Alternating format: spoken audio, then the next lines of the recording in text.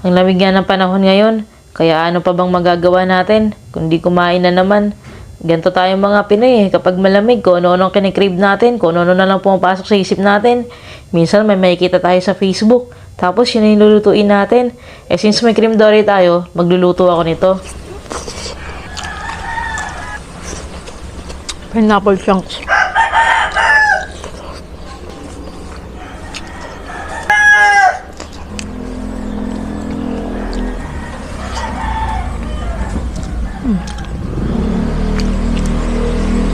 Hindi siya malansa.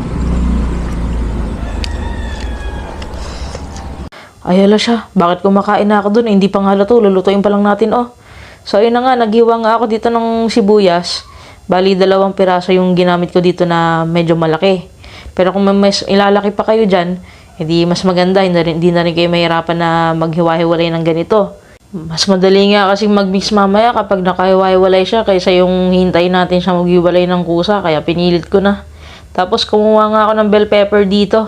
Green and red bell pepper yung kailangan natin gamitin pero wala naman solong ganun kaya ganito na lang yung binili ko. Tapos medyo lamang nga yung green nito.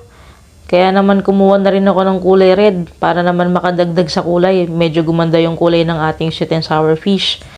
Ito nga yung cream dory natin, 1 kilo to pero naging 500 grams na lang nung nawala na yung tubig niya tsaka yelo.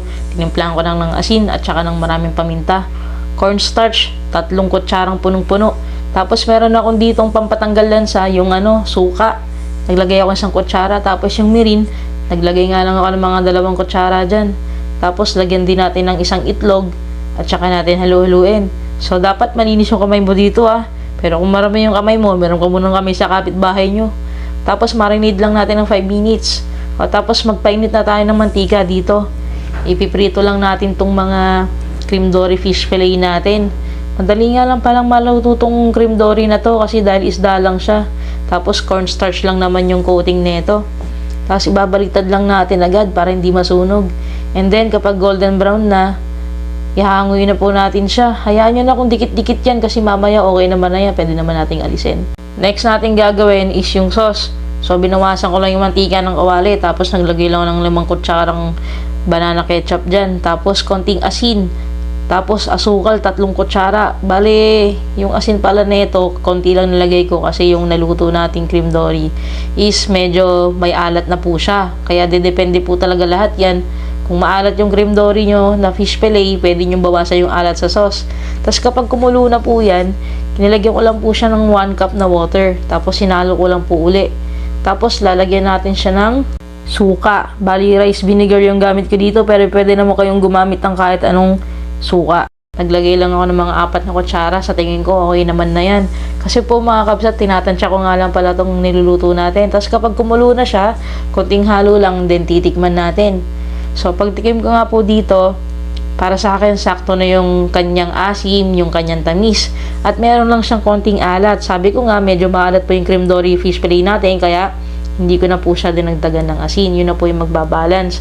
Then, nilagyan ko lang po siya ng starch water. Hinay lang po kayo sa paglagay kasi kapag over po sa lapot, kapag lumamig po yung sweet and sour fish natin is hindi na po siya masarap. Mas maganda po yung sakto lang or malabnaw lang ng konti dito. Tapos ito po yung natin, sibuyas, bell pepper, tsaka yung pineapple chunks natin. Ilalagay na po natin siya dyan. And then, konting halo nga lang yung gagawin natin dito. Tapos, pakukuluan ko lang po siya ng bagya. Yung tipong may bumubula-bula lang na ganyan. Tapos, ilalagay na po natin yung cream dory fish fillet natin na naprito. Tapos, haluin lang natin yan. Haluin lang po natin maigi. Akala nyo lang, kulang po sa sauce yan. Pero, sakto lang po talaga yan. Kapag nalagyan na po lahat ng sauce, yung ating cream dory fish fillet is luto na po yan. Ito na po ang ating ulam.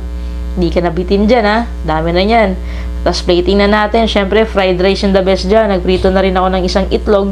Tapos nalagay ko na yung ulam natin dito. Ayan lang. Charan! O, diba? Yun, kain na po tayo. Ito na po yung pagkain na niluto natin. Yan.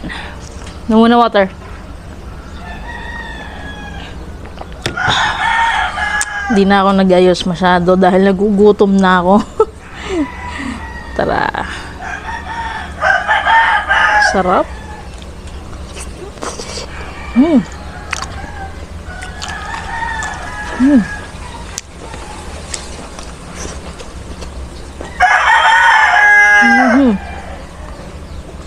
Sumakto na yung lasa niya.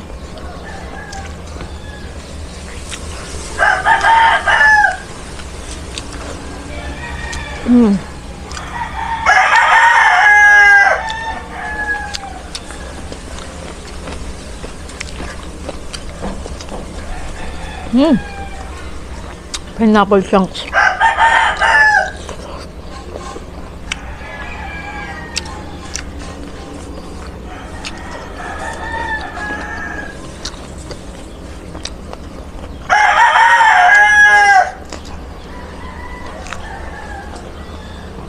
Sarap.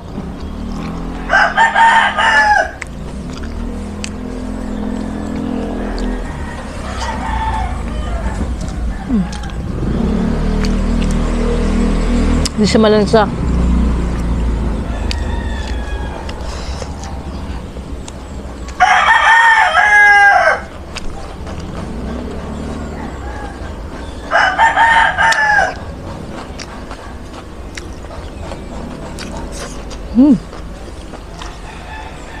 Itlog.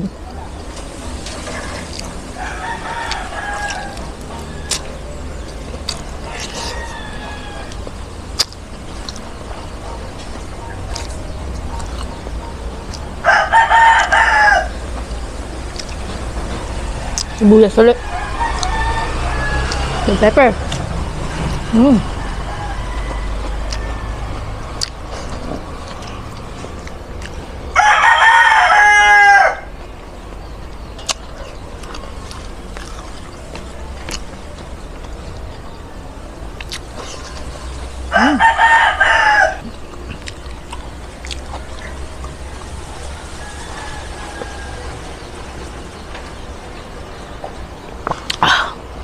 Wah.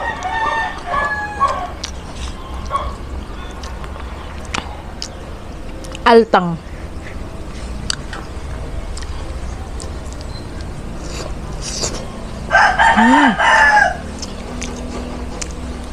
Yung masarap sa sweet and sour fish. Hindi kasi siya mabigat sa tiyan. Alam mo yun? Kahit na medyo nalipasan ka na ng gutom. Di ba?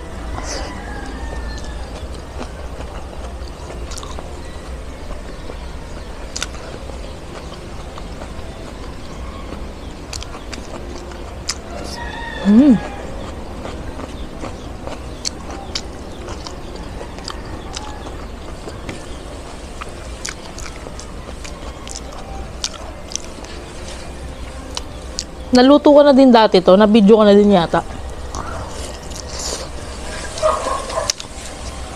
Nag-crave lang ulit.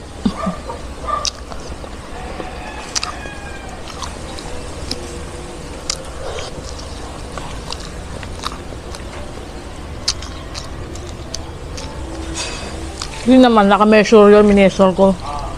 Ito naman, tansya-tansya system.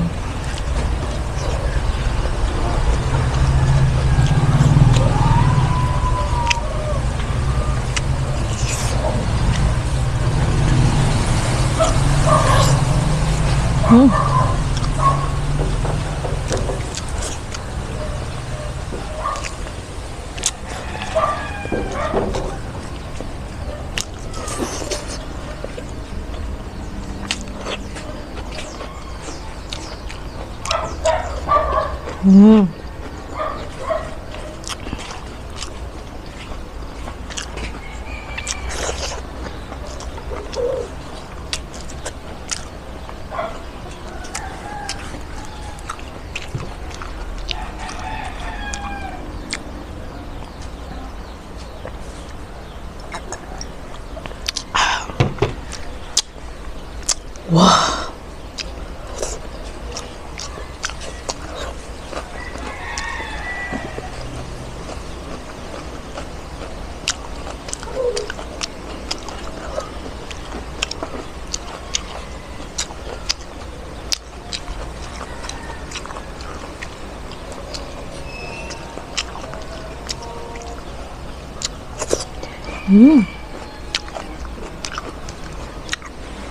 Alam niyo yung fish donut chicheria?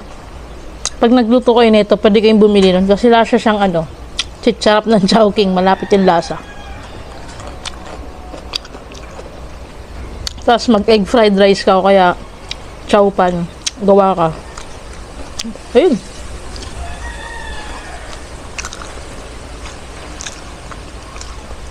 Tapos yung chicharap kasi pag sa Chowking, ano yung mga sauce na ganyan? Sinasawsaw ko din yung chicharap.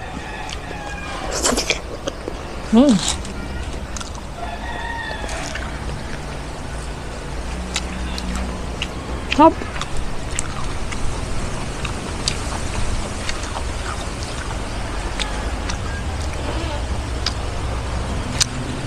Gusto ko pa eh. Kaya lang, kulang yung sinaing. Hindi na nagsaing eh.